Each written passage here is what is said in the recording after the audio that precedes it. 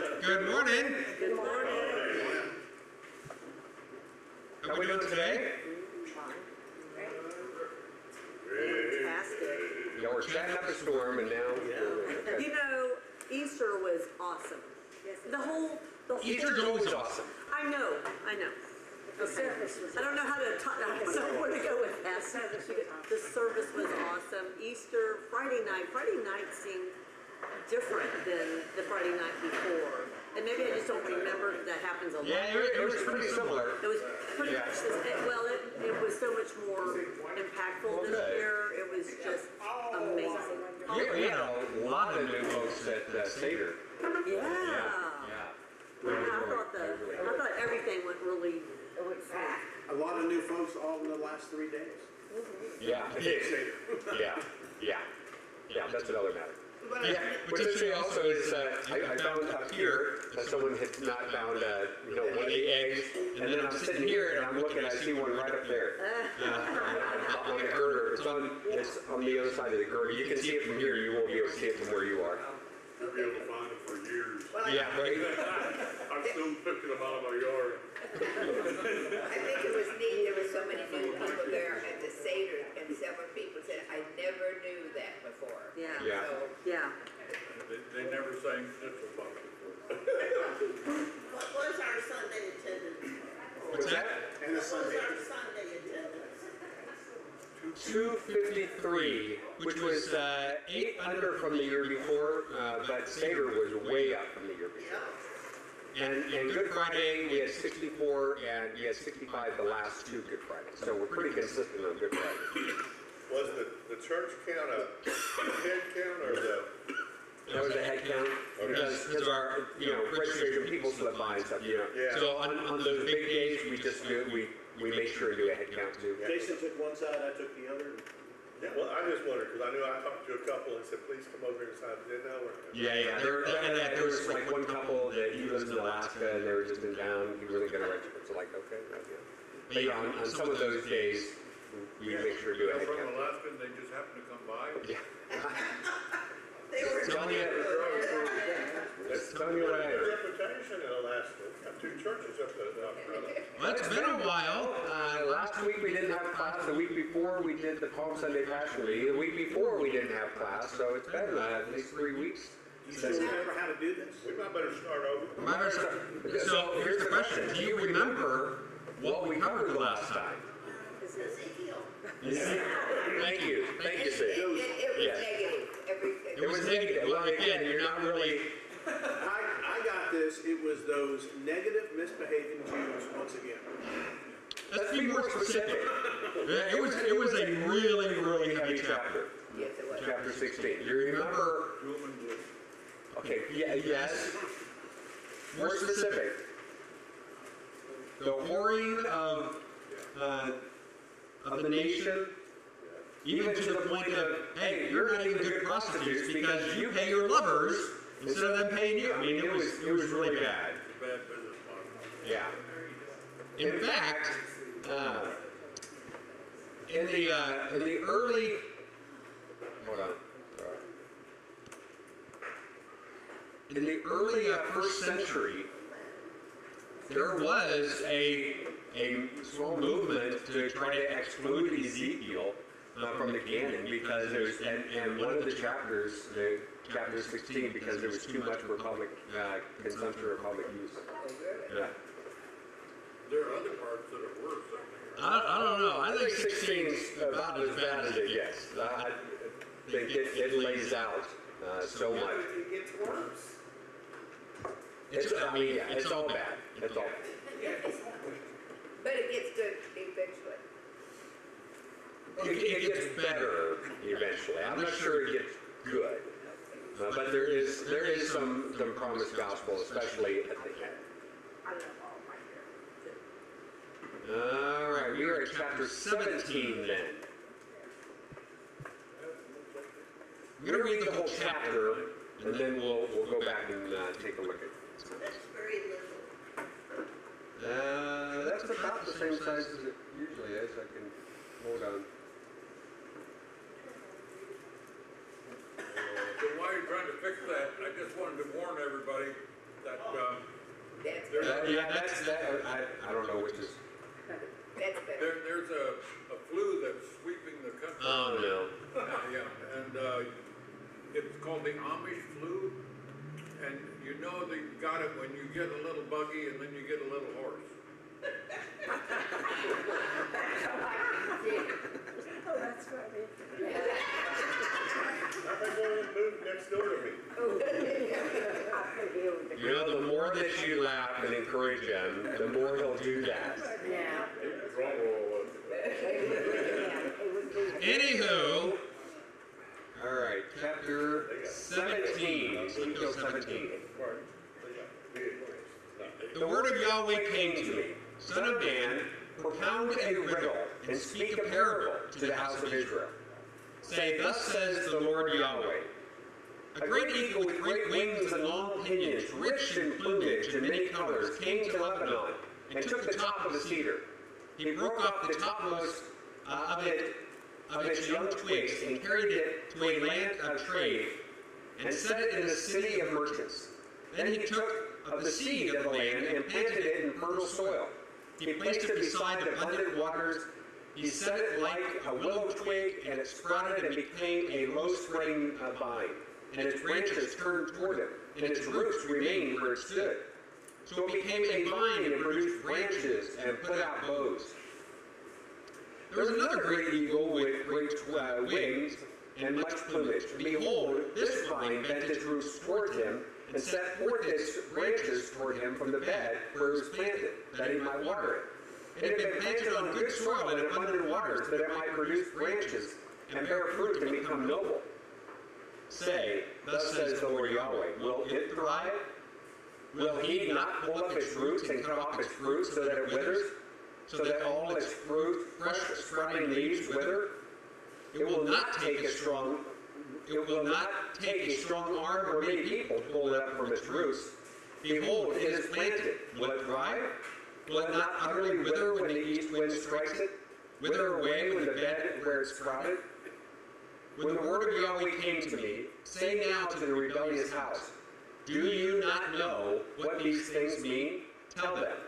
Behold, the king of Babylon came to Jerusalem, and took her king and her princes, and brought them to him in Babylon. And he took one of the royal offspring, and made a covenant with him, putting him under oath, the chief men of the land he had taken away, that the kingdom might be humble and not lift itself up, and keep its covenant, that it might stand.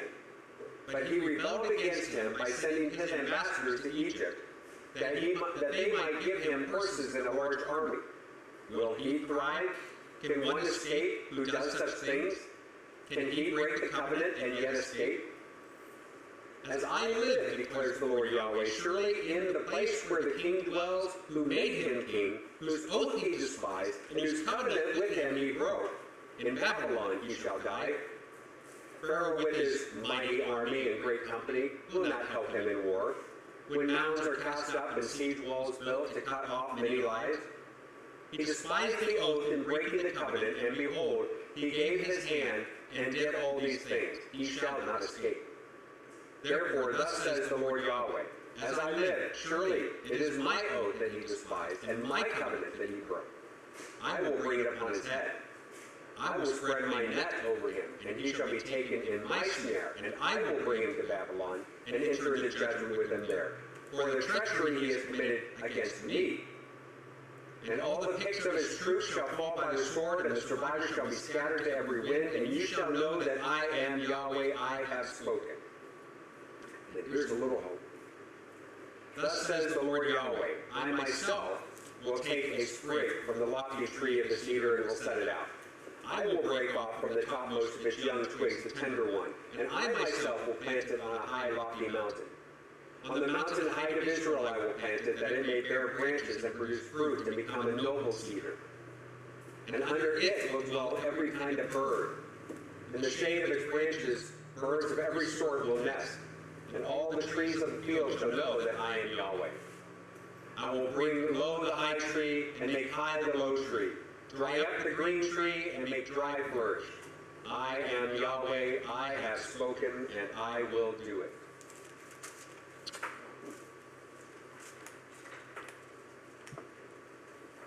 what is he talking about? Some of it he gives you some answer. So were they seeking support or comfort in Egypt from what was going on in Babylon? Yes. That couldn't make the king of Babylon very happy. Correct. Yes. So you have some rulers here. Who are the rulers that he's talking about? Who are the ones that were the last kings here? Jehoiachin, who I think he came to the throne at like 18 or 21, 22, something like that. I mean, young guy. He was only king for a few months, I think.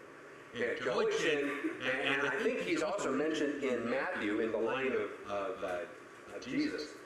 But he was the last of the royal line. Now, when he was taken into Babylon, and by the way, 2 Kings, or 2 Chronicles and 2 Kings, or 1 Chronicles and 2 Kings, talks quite a bit about all of this. And we can get into some of that if you want. Jeremiah also gets into some of it, Isaiah slightly.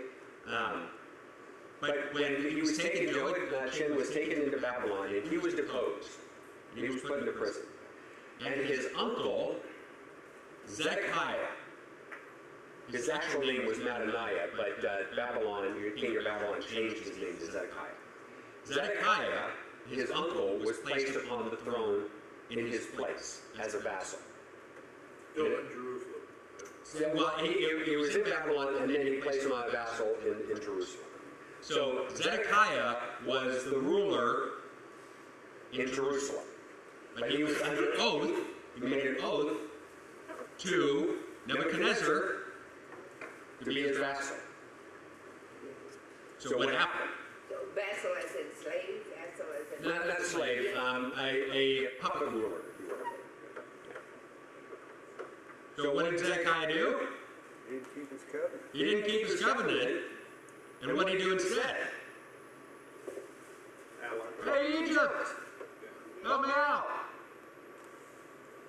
Pharaoh Hophra, who was the Pharaoh in Egypt at the time, and not one of the great pharaohs, but he sent some people to do it, but when the fighting kind of got bad, he kind of pulled them away and kind of left them outstanding there. So it wasn't much of a help. So who is he talking about? There's two groups here. Two twigs, two tops. The king of Babylon? One is the king of Babylon, the first one here that we're talking about. Judah. What's that? Judah. Kingdom of Judah. The king of Judah, yeah. So yeah, when we're looking at propound a riddle and speak a parable. So a riddle usually uses allegories and images like plants or animals to substitute for things that are taking place, and it needs interpretation. So this riddle or fable, or can be translated that, speak this parable to the house. A great eagle with long wings and long pinions. So who is that? Babylon. That's Babylon. That's Nebuchadnezzar. He's that eagle. He came to Lebanon, and he took the top of the cedar. So he's talking about there. Talking about the king of Judah. So Lebanon, kind of the north part of the kingdom, sometimes used in place of. So here you have the king of Jerusalem, king of Judah, up there. The king of Babylon, rich in plumage, comes and takes the top, that is the leaders, the ruling party, off, he breaks it, and then he plants it. Then what happens? There's another great eagle. Its vines bent towards the roots and shoot. Pharaoh. Yeah.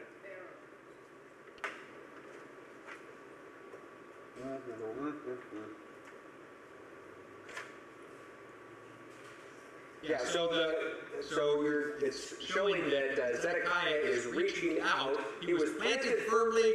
He was planted by streams. He had everything that he needed to be successful in Judah.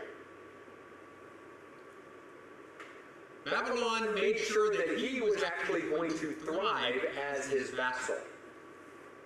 And that wasn't enough. So did he sell out for them? Well, the way that it's written is he gets in trouble for seeking out Pharaoh, not for going against Babylon. But why wasn't it enough? But why? Why? Because he talks about how he broke my covenant. So why does he say that? Why is God saying that Zedekiah broke his covenant, God's covenant? Because when he made the covenant with Nebuchadnezzar, he made it in the name of Yahweh. He made it as Yahweh's representative there. And then he broke that covenant by seeking out Egypt. Instead of relying on God, he's relying on Pharaoh. Yeah. So this, getting ahead of myself, but from this time on, the king, supposed king or leader of the Israelites was downcast in Babylon. Well, this is all in a very short time. At the time between Jehoiachin and Zedekiah, I mean, this is right before the fall. I mean, it's imminent, like a few years. But the king at the time made his comeback when the Medes and the Persians. Yeah. Oh, yeah. That's much later. Yeah. That's Cyrus actually, will come up. Cyrus, and he's the one that lets some start to come back and stuff. But that twig that he planted on the mountaintop that flourished and became a great cedar, isn't that foreshadowing Christ? At the very, very end, yes, that's a foreshadow of Christ. And in fact, if we take a look,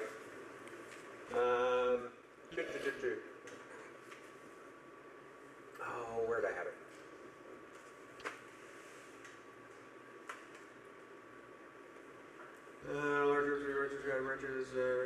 Okay, let's look at Matthew.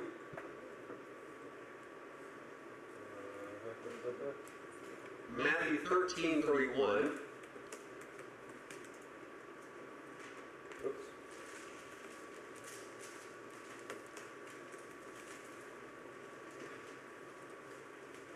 Not 31. 32.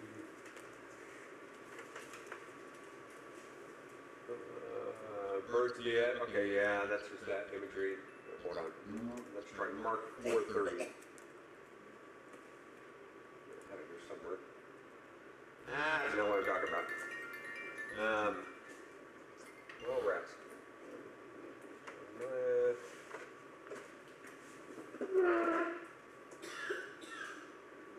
I don't see it in here, but basically when Jesus talks about being the vine and the branches and planting a twig, and I think in Isaiah, let's say 11. Oh yeah, here's one. There shall come a shoot, forth from shoot of the stump of Jesse, a branch from its root shall bear fruit. Obviously a tie-in that over to Jesus. So we see that imagery mentioned several other times. I can't believe I forgot where that was. Anyway, Revelation 22. 16.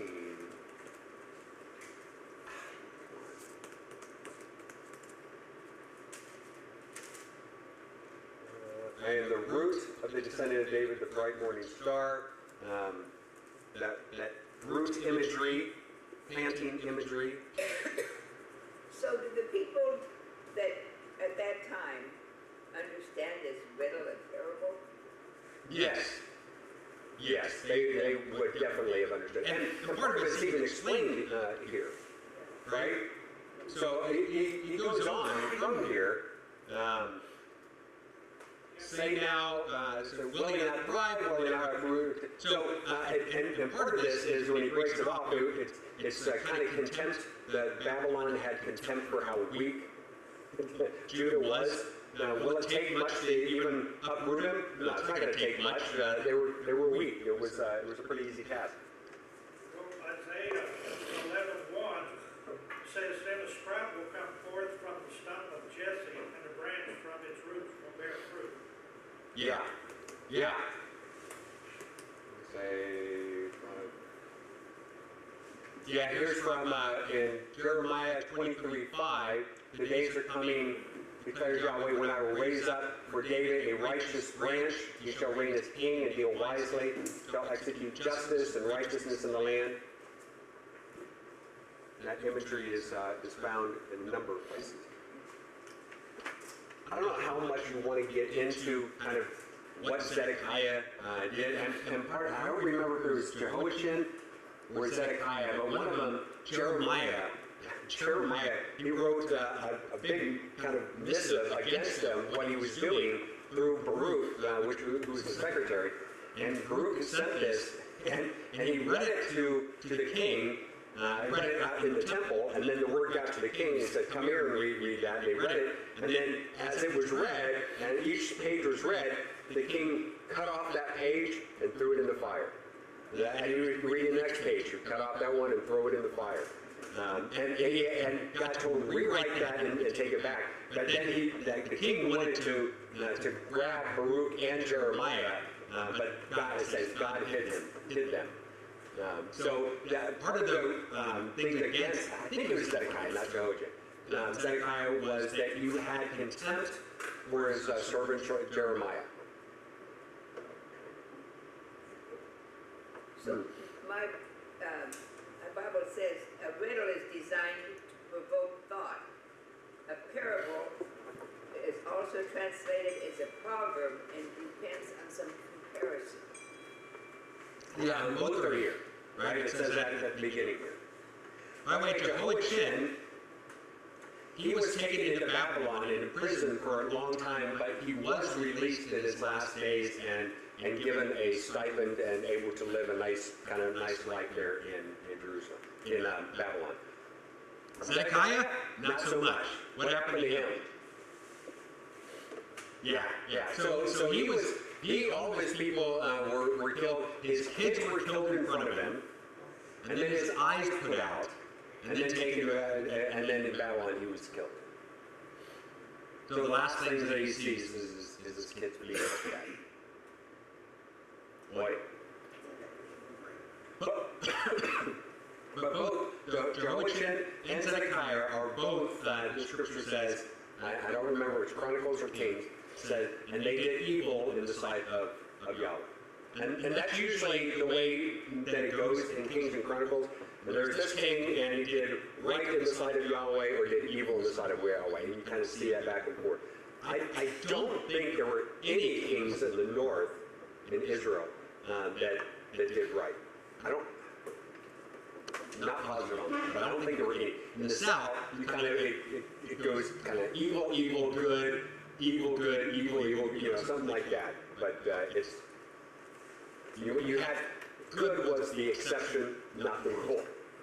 So Zedekiah was Nebuchadnezzar's puppet governor. And the uncle of the legitimate one who was on the throne. And there were Jews living under that rule in Judea, along with Babylonians. Yes, correct. And then there were a population decimation, however they went about it, who were moved to Babylon to kind of break up the band. And usually it was especially your ruling and upper class that would be taken into exile because they had the influence. You don't want that influence over there. And if you can get them to learn the culture of your oppressor, they can be your allies. And there were ones, who's the prominent one that we know of that was in that situation? Daniel. Okay. Right. So you almost have an opportunity to breed the culture out. Exactly. So what was life like, or what does Ezekiel tell us that life was like for the group that were exiled into Babylon? That's a good question. We'll say it wasn't a bed of roses, but I mean, if you kind of kept doing your stuff and stuff, played the game? I mean, you would live. You could live, and you could have offspring and survive. But I can't tell you the specifics. I have to look up the archaeology. Because Babylon was a massive kingdom. Massive kingdom. Yeah. So your biggest. Remember, before Babylon, one of the biggest, you had these huge empires. You had the Hittite Empire that was up in the north. They were gone at this point. But Assyria, they were the prominent ones before that. So Ashur was one of the capitals, and Nineveh, and kind of went back and forth between those two. The same Nineveh that you see in Jonah. You know, massive, huge, the Assyrians and Ashur.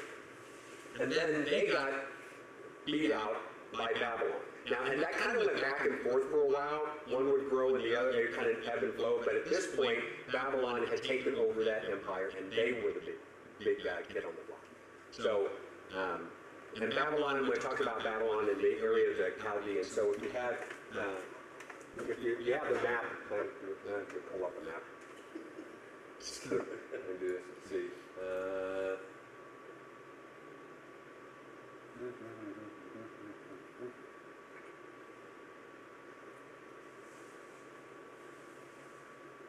Yeah, okay. I know that's just more read, I'll point out. So you have up here, Nineveh and Ashur, Babylon down here. This is the area of Chaldea. So you hear here the Chaldeans. The Chaldeans are kind of like some of the people of Babylon. The Elamites, or Edom, and from that also comes the kingdom later that would be Persia and Media. That's kind of more over here. So this was big, and then it was kind of overtaken here, and then it was kind of overtaken by the kingdoms down here. But all of this area is kind of that hot spot, if you will. So yeah, so kingdom back here in Jerusalem is a vassal, and he's thinking probably not only is Egypt still a pretty formidable group, but he's a lot closer. He can get that help, being miles away. He's kind of far away from Babylon. No, doesn't work that way. Doesn't work. So how many approximately were taken into captivity? I mean, are we talking 1,000? Are we talking? Oh, way more than 1,000. Yeah, but I don't know. I don't number on that.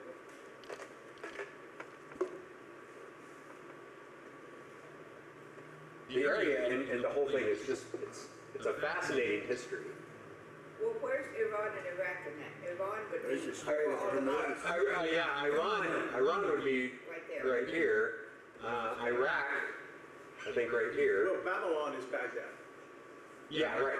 Yeah, so Iraq is right here, Iran over here. And then Saudi Arabia is just below. Saudi Arabia, Lebanon and Syria, Turkey. In northern Iraq. Yeah, Syria is right here. What's at the very top? Turkey. Yeah. Way up here, Yeah. Mount Ararat. Okay. Yeah, part of Turkey, and then you have the Black Sea, and then of course Russia and stuff up there. So Turkey's to the left. Yeah, Turkey is mostly right here, but I don't know how far over Turkey goes. Right there, do you see the strait? Yeah. The Bosphorus Strait there? Keep going over that little strip of land in between the Black Sea and the Med. There. Right there? Right here, all right, yeah. You can walk a bridge, and you can walk from Europe to Asia, right over that bridge. That's the Bosphorus, and Istanbul is right there. Okay, So that's well, there you go. That's what Caitlin said. Remember her telling us? Fascinating area. Although, That's where back then, all of that was Greece. Istanbul. Yeah, well, yeah, and so if you come a little bit further, yeah, then you have Greece, and well, more specifically, before it was Greece, it was Macedonia. And in fact, Alexander the Great was Macedonian, not really Greek. Kind of Greek was just kind of coming into existence. So he was a small little kingdom here, and Alexander the Great, by the time he was 30-something, had conquered all of this area and all of these folks. I mean, it's when Daniel talks about the little horns and all the stuff, and then I mean it was massive. It was massive. And then he died. I know we're getting a little off topic. Alexander the Great dies unexpectedly, very, very young, and 4 of his generals start fighting over the area, that kind of weeds down to 2 of the generals, or the 2 of the people, the Seleucids and the Ptolemies. And the Seleucids were kind of in this area, and the Ptolemies were kind of in this area. And Jerusalem kind of went back and forth between the 2 during all of that time. It kind of, we're not in a good place. When is that, the period of time? This would be during like the intertestamental period. So, and it was during that time also that you had... Say intertestament. From when the end of the Old Testament ended and before the New Testament started. Yeah, so you had several hundred years there.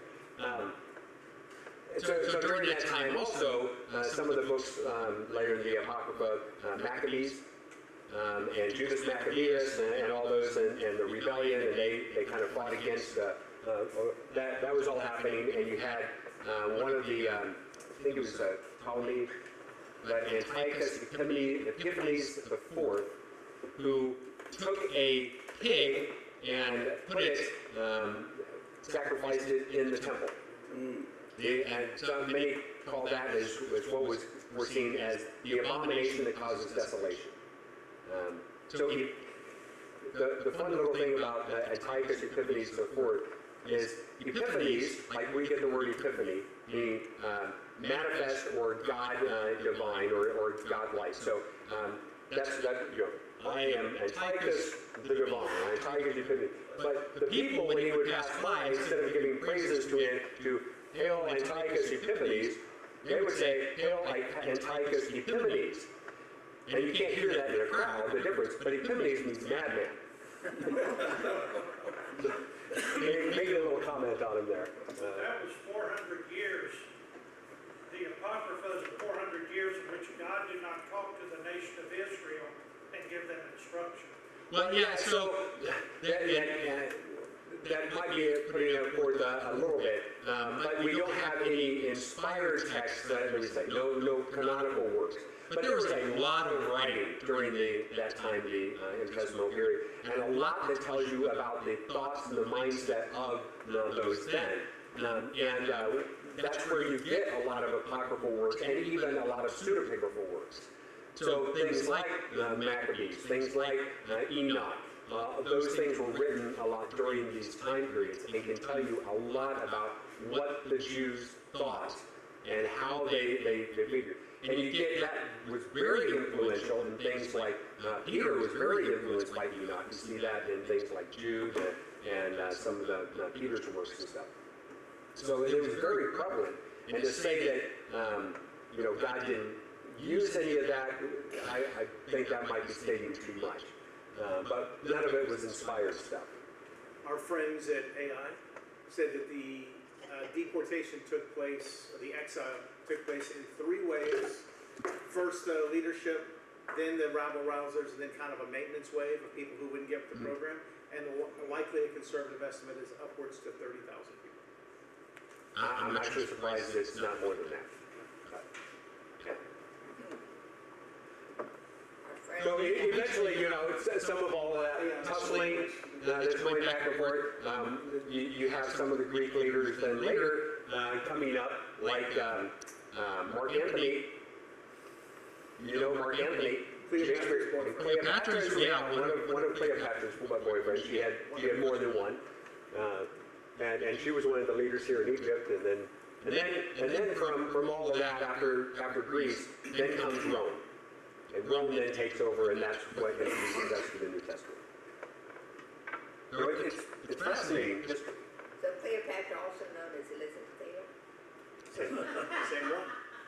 Yeah, just like Moses is Charlton Heston. No. Let not people go.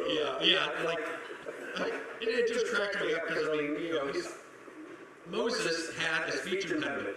Charlton Heston does not. Well, he worked on it. He worked on it, right? And then later, Moses became chairman of the NRA. So. Did you notice that some of the graphics that during your Let My People Go series shows Charlton Heston and Yul I'm glad you caught that little Easter egg.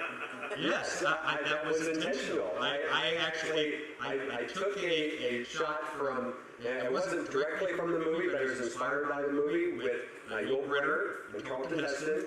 And then I blurred it out a little bit with some artistic things and faded it into the background. I'm actually surprised anyone actually saw that Easter egg. It's not back that Easter egg, but yeah.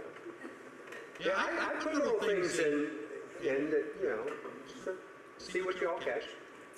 Is it for us, or are you just entertaining yourself a little bit as well? Some of it's that, but if we have like here, This Ezekiel 18:32, which is here, that's actually this too. The Hebrew is the same. So, I do this probably more for me than anything else, but I do have those things down there. I didn't know it was too down. Yeah. Just stuff that carries me. All right. What else on this? What else is like? Oh, do you want to take a look at some of the stuff in Jeremiah or Chronicles and Kings about like Zedekiah and stuff? Because it's kind of interesting. All right. Well, let's look at that. So let's do 1 Chronicles 36. Now it actually comes up a little bit later. Why did you do 29? It said 36.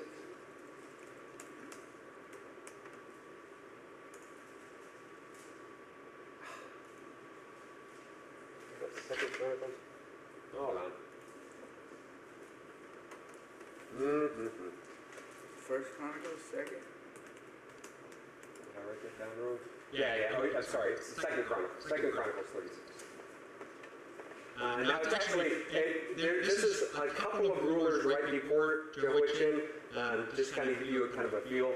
So Judah's decline. The people of the land took Jehoahaz, son of Josiah, and made him king in his father's place.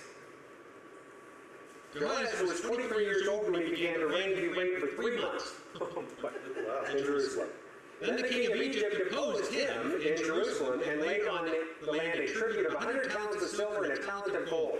Talents about 74 pounds. And the king of Egypt made Eliakim, his brother, king over Judah and Jerusalem, and changed his name to Jehoiakim.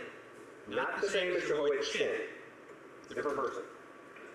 But Necho took Jehoahaz, his brother, and carried him into Egypt. Jehoiakim was 25 years old when he began to reign, and he reigned 11 years in Jerusalem. He did what was evil in the sight of Yahweh his God. Against him came up Nebuchadnezzar, king of Babylon, and bound him in chains to Babylon. Nebuchadnezzar also carried part of the vessels of the house of Yahweh to Babylon and put them in his palace in Babylon. Now the rest of the acts of Jehoiakim, the abominations that he did, and what was found against him, behold, they are written in the book of the kings of Israel and Judah. We have some of those.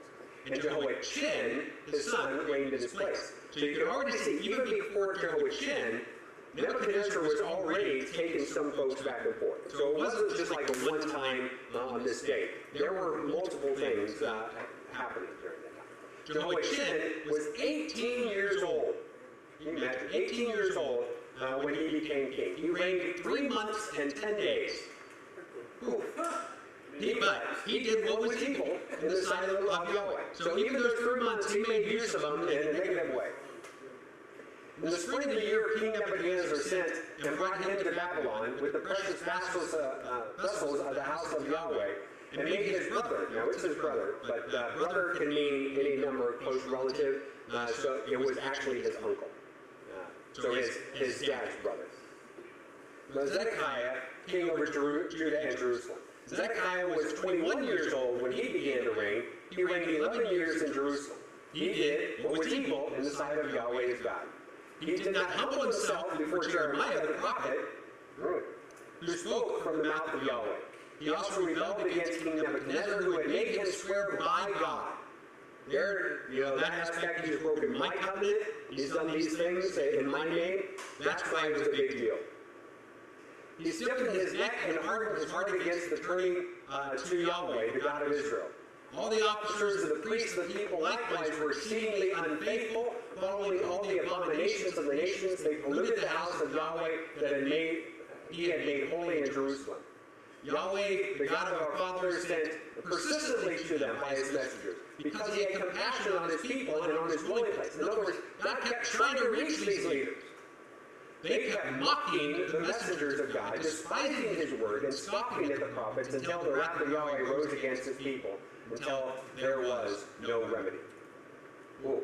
Then captured and burned, and then proclamation of Cyrus. And this is the end, actually, of 2 Chronicles, that proclamation of Cyrus, and then goes right into Ezra, which also starts with that with Cyrus. They kind of go right together. Yeah, so there's some of that from 2 Chronicles. Then we have 2 Kings. Let's look at 2 Kings 24.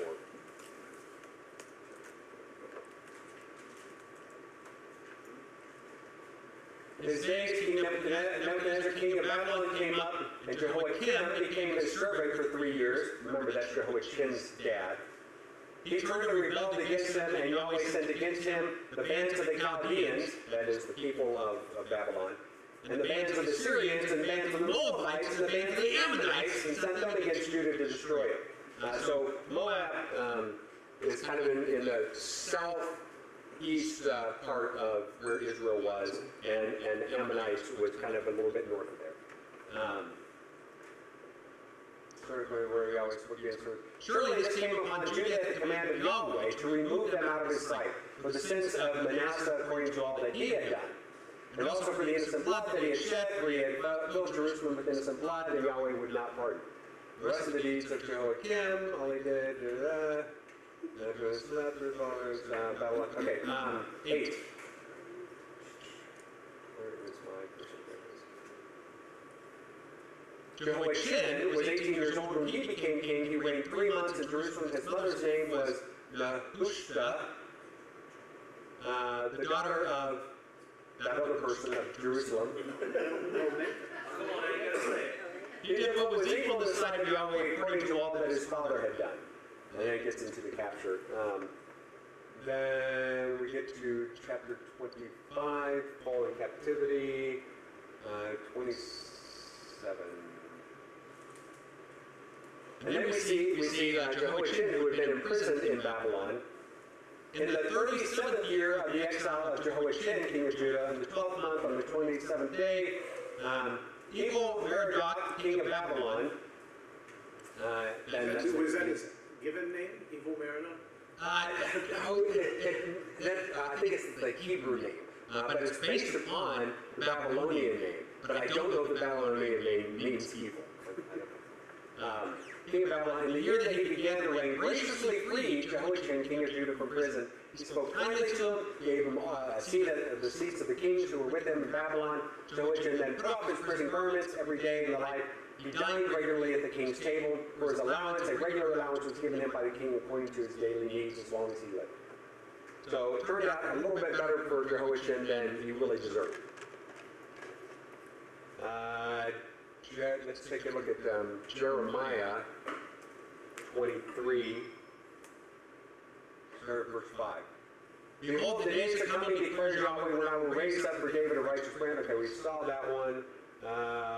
What about 34?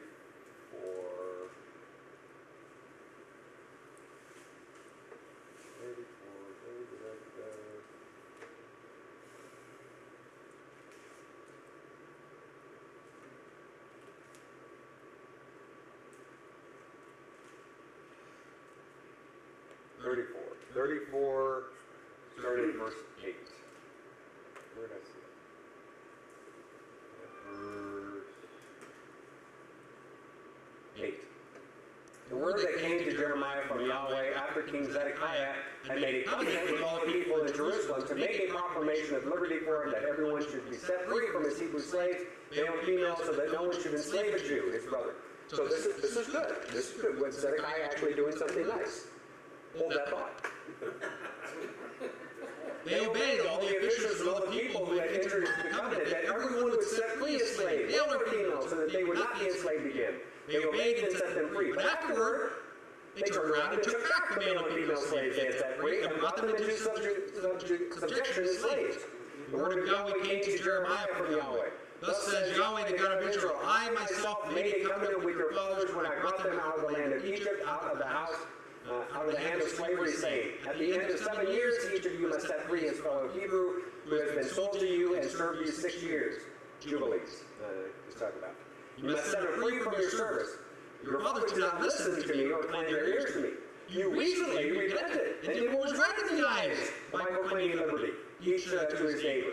You made a covenant before me in the house that is called by my name. But then you turned around and profaned my name, where each of you took back his male and female slaves, who made you, who you had made set free from their desire, and you brought them into subjection to be your slaves. Therefore, thus says Yahweh, have you not obeyed me by proclaiming liberty, every one to his brother and his neighbor? Behold, I proclaim to you liberty to the sword, to pestilence, to famine, declares Yahweh. I will make you a horror to all the kings of the earth, the men who have transgressed my law and did not keep the terms of the covenant they made before me. I will make them like the calf that they cut in two and pass between its parts. We'll get to what that means. The officials of Judah, the officials of Jerusalem, the eunuchs, the priests, and all the people of the land who pass between the parts of the calf. And I will give them into the hand of slavery, saying, at the end of 7 years, each of you must set your fellow Hebrew slave. Anyway, the calf set part, that was often part of covenantal treaty. So in many cases, when you're making a treaty, they would cut the animal apart and they would lay it aside, and the two who were making a covenant would walk between. And the idea was, hey, if I don't keep up my end, may I be like this animal. Maybe what happened to this animal happened to me if I don't do my part. Didn't they ever have to do that kind of thing with a bunch of animals? I think so. I don't know about birds. There were several. I have to look that up. Let's see, and then we see it again in 37, 37. Zedekiah, son of Josiah, whom Nebuchadnezzar, king of Babylon, made king, and then Judah reigned instead of Coniah, that is short for Zephaniah. No, Zedekiah.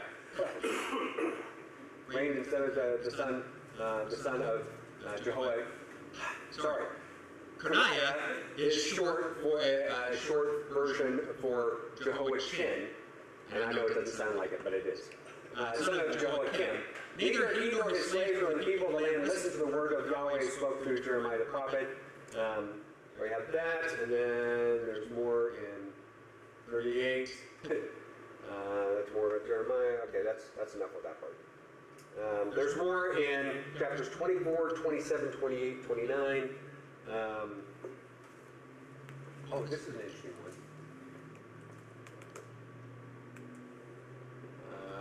You'll see.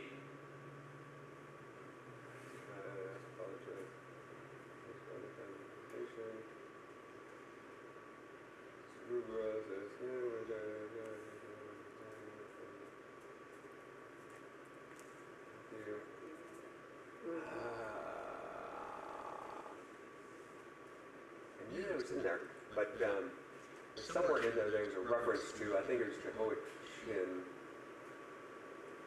Maybe not.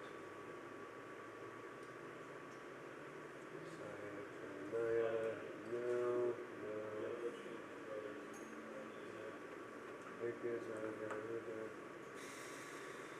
Nathan.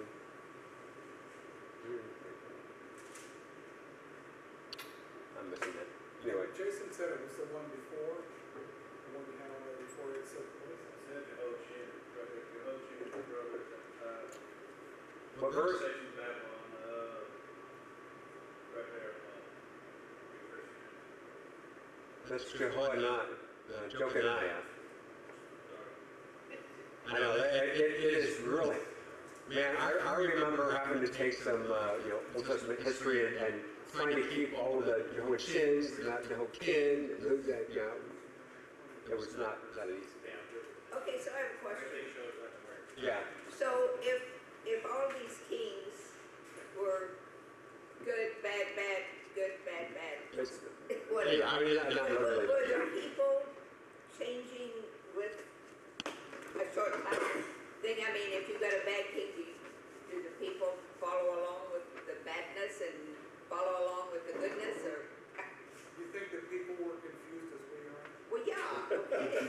No, okay.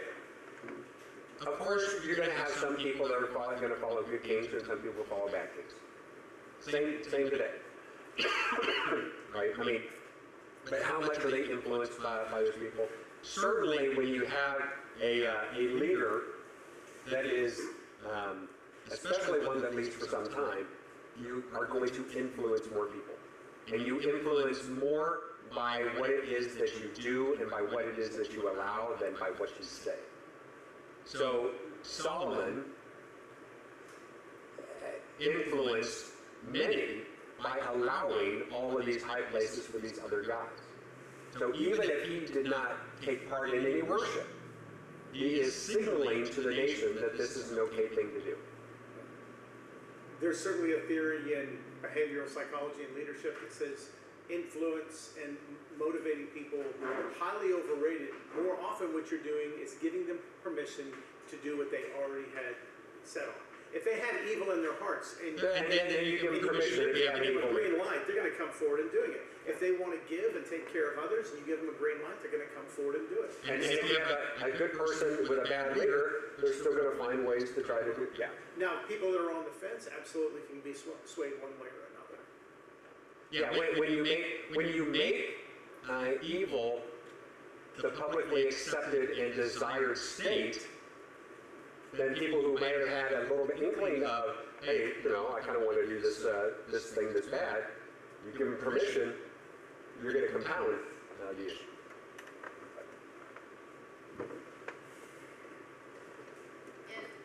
In chapter 17 here, we're looking at the image of the cedar tree is fascinating because the cedars of Lebanon were so in demand. Yeah. They're looked at as really, really good thing to have. And so here, God is taking something that these people probably don't have many of in their area, but he didn't use a broom tree or something like that. Right. Yeah, but he used something that was known to them to be something of beauty. Yeah. Something to be desired and special. Yes. And so I and the cedars of Lebanon were renowned everywhere, right? I mean, they were imported for preaching in the temple, right? David brought in the cedars and stuff so that Solomon would have those as a part of, so they were known all around, majestic and large and kingly, and something that the birds and these animals can be whereas the broom tree. I have no idea what that even is, but. Yeah, rather that's you find a little stalk. To this day, that cedar is on the flag of Lebanon. Yeah. I didn't know that. It's on the Lebanese flag, their national flag. Really? Yeah. It's got that cedar tree. Didn't know that. Okay. Well, you think today of the countries that have really horrible leadership, and yet there are people that are really hurting and not wanting to follow. Oh, sure. I mean, you get all throughout history. Right?